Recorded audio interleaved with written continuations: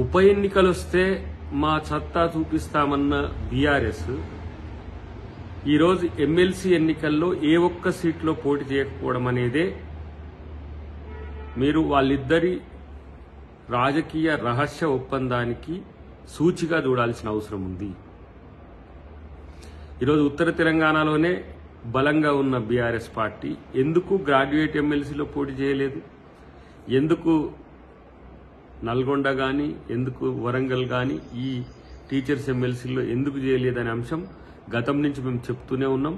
అది బీజేపీకి ఫేవర్ చేయడానికి ఎంతకైనా తెగించడానికైనా సిద్ధపడి పోరాటమేమో కాంగ్రెస్ మీద, ఓట్లేమో బీజేపీకి వేయించే పనిలో ఉన్నది.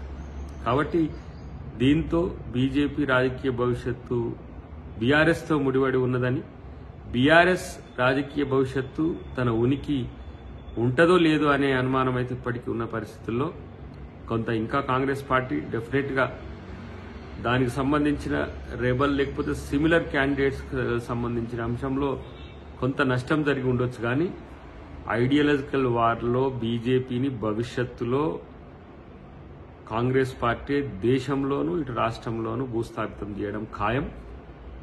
తాత్కాలికంగా వస్తున్న వీటిని చూసి మరీ పగటి కళ్ళు కలగొద్దని చెప్పి బీజేపీ గుర్తులకు హితం.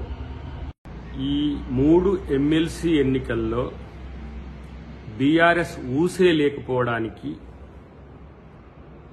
బీజేపీ మనుగడకు ముడిపడి ఉన్నదనే అంశం గమనించాల్సిన అవసరం ఉంది. ఐడియాలజికల్ వార్లో బీజేపీ ఎట్లాగూ భవిష్యత్తులో పోరాడే పరిస్థితి ఉంటుంది. ఐడియాలజికల్ వార్లో బీజేపీ మాతో భవిష్యత్తులో గెలిచే అవకాశమే లేదు.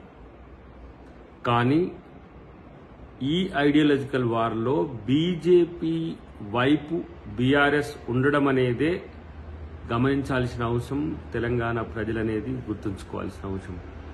ప్రత్యేకించి బీజేపీ బీఆర్ఎస్ని ఏ విధంగా లొంగ తీసుకుందో ఈ 3 ఎమ్మెల్సీ ఎన్నికల్లో మనకు స్పష్టమైన అంశం.